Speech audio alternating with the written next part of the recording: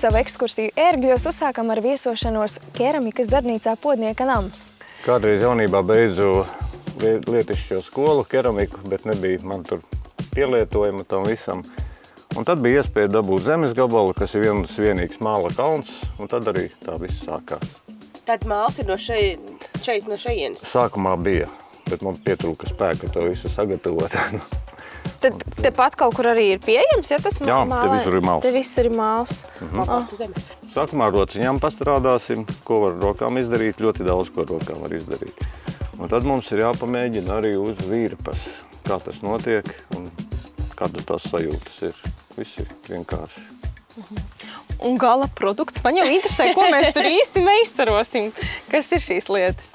Nu, vienkārši trauciņus, es domāju. Bet te nav skola, te nav uzdevums, te atzīmes netikšanas liktas. Var kaut kādus īkplastīku, vai kaut kādu, es nezinu, trauciņu gradzeniem, riekstiņiem. Nu, kas sanāks? Katrā ziņā mēs šodien ļausimies radošumam. Jā, un nebūs jāsacenšās, jo atzīmes nebūs. Atzīmes nebūs, tikai paši priekā, vai ne? Nu, tad dosimies iekšā rādīt, kas tad jums tur ir. Ieejot Podnieka namā, ir tāds tiešām patīkams atmiņas. Visur stāv kaut kādi mazi darbiņi. Var redzēt, ka bērni kaut ko ir gatavojuši un liek atcerēties skolas laiks. Nu tad, lai sākas radošā darbošanās. Tā konsistence ir tā kā plastelīnam. Bet plastelīnu var mīcīt bezgalīgi, bet mālu nevar, jo viņam ir iekšā mitrums. Viņš sāk plaisāt, viņš sāk palikt neplastisks. Un es skolā saku bērniem, veidojam, nemokam mālu.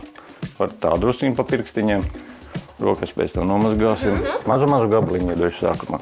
Man patika tā pirmā sajūta, ka tu rokās paņem mālu, tad tas ir tāds vēss.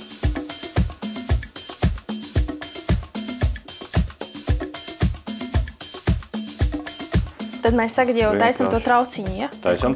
Meitenēm būs iespēja katrai pagatavot 3 traukus dažādās tehnikās. Var sakot, bumbulis, ieveidojam caurumu, un te mēs viņu spaidam. Veidojam to formiņu. Ja godīgi, man nav lielas pieredzes darbojoties ar mālu, savukārt Keita, viņa ir gājusi mākslas skolā un viņai tīri labi padevās. Rokas nav aizmirsuši, ko ar to darīt. Vienkārši tām ir nedaudz jāatgādina un atkal var atcerēties to, ka mīcīt mālu nemaz nav tik viegli. Tur ir vajadzīgs rokās spēks.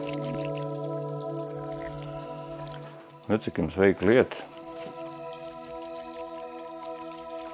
Es laikam šoreiz nelikšu rakstījumus, gribās, lai viņš tāds... Lai viņš ir?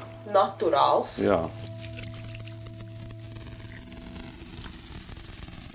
Tagad kārta otrajam traukam. Te Podnieks rāda, ka vispirms jāizgatavo trauka apakša, tad jāizrulē trauka sāni un abas detaļas jāsaliek kopā. Un tad var osas likt un stīpes un vienalga. Tad atkal var uztaisīt sieniņu un būvēt viņu uz augšu. Gatavojot māla trauciņus, mums ar Niki bija tāda radošā izpausme, un patiesībā mēs varējām tiešām izvēlēties, ko mēs gribam, kā mēs gribam darīt, bet es šoreiz negribēju aizrauties ar kaut kādiem interesantiem rakstiņiem vai ko tam līdzīgi. Man gribējās tādas tīras līnijas.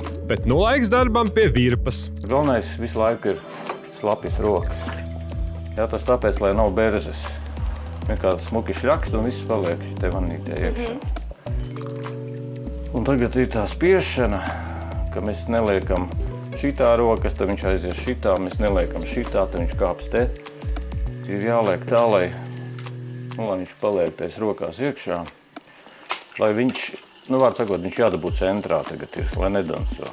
Šoreiz uz aktīvāku aktivitāti pirmā gāju es, nevis Nikija, un sēdos pie virpas.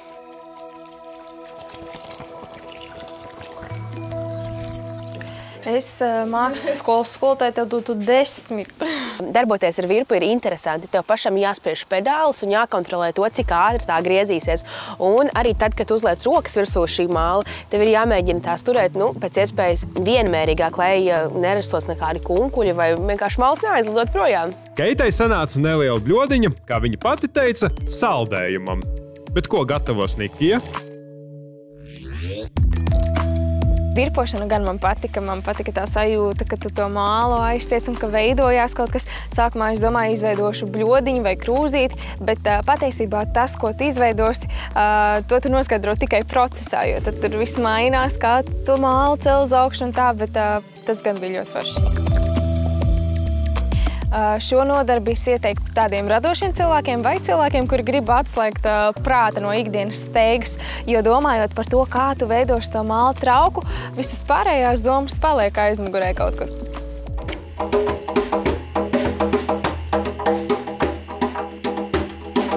Un izrādās, ka tepat blakus telpā viesiem ir iespēja uzspēlēt arī perkusijas.